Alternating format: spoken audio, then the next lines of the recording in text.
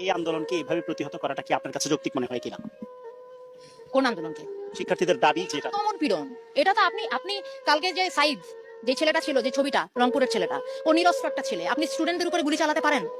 আপনি ছাত্রদের উপরে, নিরস্ত্র ছাত্রদের উপরে কোনো অবস্থাতে আপনি গুলি চালাতে পারেন?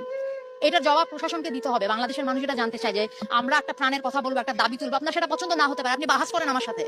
আপনি আমাকে কথা বলতে দিবেন না, আমি কথা বলবো, আপনি গুলি করে মারবেন। ও একটা মায়ের বাচ্চা, ও একটা বোনের ভাই, আপনি ওকে মেরে ফেলছেন। এটা একটা কথা হলো?